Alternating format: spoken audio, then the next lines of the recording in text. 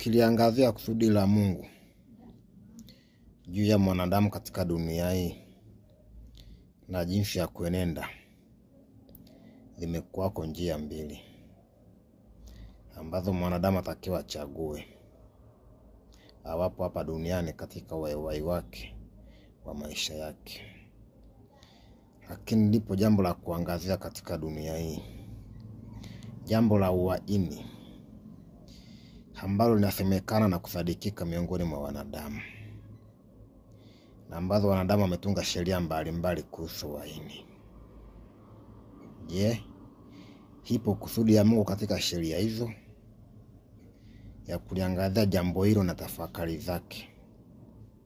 Au je, ipo ila ndani yake hizo sheria, au walikuwa wanatunga hiyo sheria?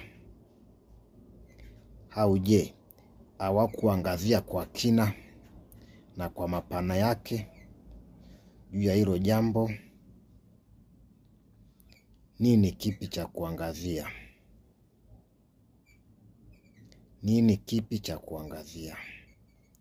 Tunapozungumzia uhaini na tafakari zake na kusudi la Mungu, ni kumfanyia mtu mabaya. Kumfanyia mtu mabaya au kulipa mabaya kwa mema. Je, kama nyumbani mwako yuko mwizi, au tunajua mila na tamaduni za Afrika katika koo mbalimbali, huwa watu wanarithishana mashamba.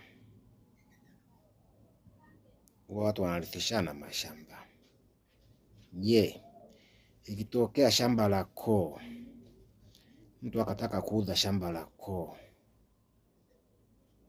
ajimilikishe hilo shamba yeye, je, wanakoa muangalie? Jibu ni hapana. Je, akitaka kuuza mazao yaliyoko kwenye hilo shamba, je, wanakoa muangalie? Jibu ni hapana. Je, utakapomwambia kwa nini unauza hilo shamba au mazao yaliyoko shambani, kwa nini unayauza, ni kosa? Jibu ni hapana.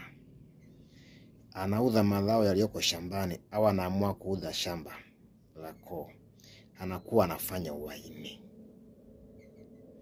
Utakaposema kaa pembeni awepo kiongozi mwingine, wewe unakuwa unafanya ukombozi wa huyo